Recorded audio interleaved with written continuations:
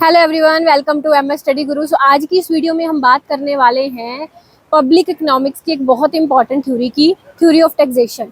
ये मार्शल की एक टैक्सेशन की थ्योरी है, टैक्सेशन के बर्डन की थ्योरी है, बेसिकली इंसिडेंस ऑफ टैक्स की थ्योरी है। ठीक है, तो ये बहुत इंपॉर्टेंट है आपके एग्जाम के लिए, इससे आपको एग्जाम में क्वेश्चंस पूछे जाते हैं। ठीक है, तो मैं आपको ये थ्योरी पूरा मतलब रियल लाइफ एग्जाम्पल से इन चीज़ों को डेप्थ में जाके समझाऊंगी।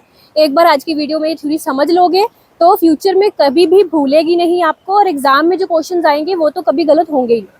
ठीक है जी, so let's start the session. सबसे पहले बता दूं, इकोनॉमिक्स रिलेटेड और वीडियोस देखने के लिए हमारे चैनल को सब्सक्राइब कर लीजिएगा। डिस्क्रिप्शन में आपको हमारी एप्लीकेशन का लिंक दिया गया है, वहाँ पे आप एप्लीकेशन डाउनलोड कर सकते हो। इकोनॉमिक्स रिलेटेड कॉम्पिटिटिव एग्जाम्स के लिए सभी कोर्सेज हमारे पास अवेलेबल रहते हैं। स्पेशलाइज्ड हमारी टीचिंग एग्जाम्स में है इकोनॉमिक्स के।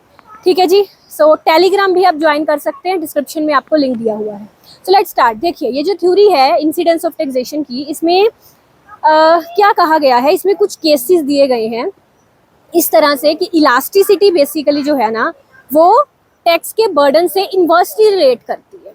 ठीक है, समझिए, इलास्टिसिटी ऑफ डिमांड जब इलास्टिसिटी ऑफ सप्लाई के इक्वल होती है, बराबर होती है, तो उस केस में जो टैक्स का बर्डन है, टैक्स का इंसिडेंस है, टैक्स का प्रभाव है, वो बायर्स पर एंड सेलर्स पर इक्वल पड़ता है।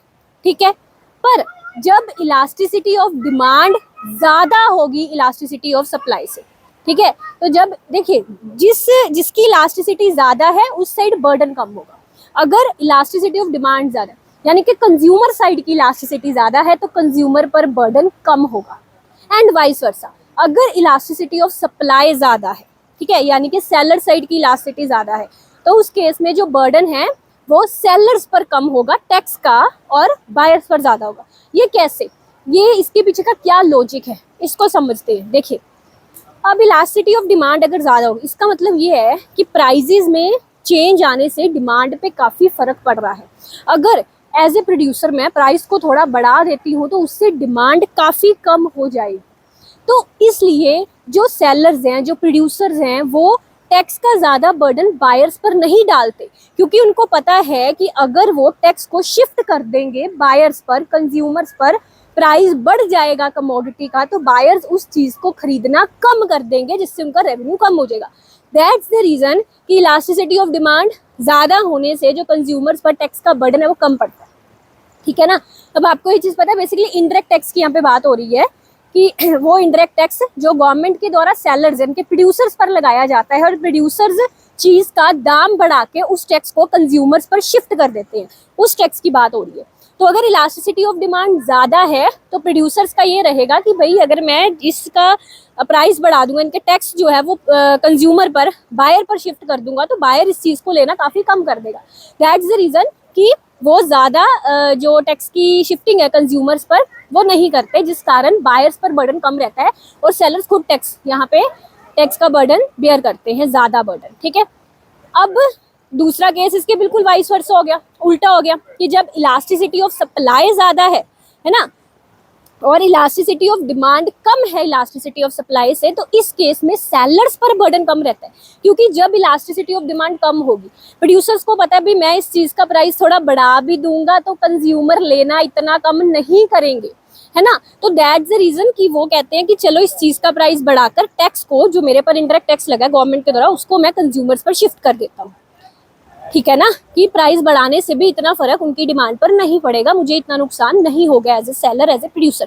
तो दैट्स वाई जब इलास्टिसिटी ऑफ डिमांड कम है तो बायर पर बर्डन जो है टैक्स का वो ज्यादा है सेलर से।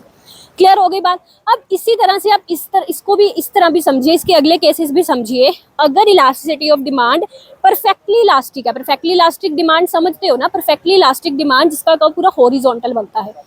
सो अगर डिमांड पूरी तरह से इलास्टिक होती है और सप्लाई बिल्कुल भी इलास्टिक नहीं होती, यानी कि इलास्टिसिटी ऑफ सप्लाई अगर जीरो होती है, यानी कि vertical straight line, and elasticity of demand perfectly elastic होती है, इस केस में बायर्स पर बर्डन बिल्कुल भी नहीं होगा, सारे का सारा बर्डन सेलर पर होगा, यानी कि whole burden of the taxation lies on the seller, क्योंकि इलास्टिसिटी ऑफ डिमांड पूरी तरह से इलास्टिक है, परफेक्टली इलास्टिक है, इनफाइनाइट है।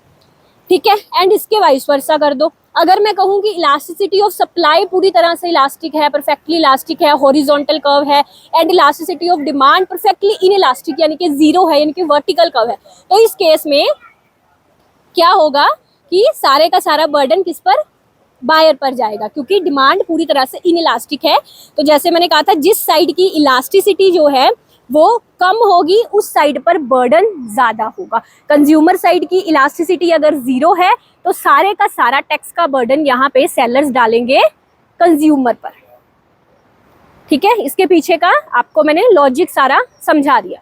तो ये आपकी इंसिडेंस ऑफ टैक्सेशन की थ्योरी थी। आई होप ये सारे केसेस आपको समझ आ गए। और अब अगर इसमें से आप कोई चीज़ एग्जाम में भूल भी जाओगे ना कि डिमांड ज़्यादा होने से क्या होता है सप्लाई, आपको याद आ जाएगा इस एग्जाम्पल के थ्रू की जो मैंने आपको दी है कि जब डिमांड की इलास्टिसिटी ज़्यादा है तो ऑब्वियसली जो कंज्यूमर्स हैं वो ज़्यादा प्राइस होने के कारण डिमांड कम कर देंगे, जिस कारण सेलर्स उन पर बर्डन नहीं डालेंगे, सेलर्स खुद टैक्स बेयर करेंगे, चीज़ का प्राइस नहीं बढ़ाएंगे, है ना।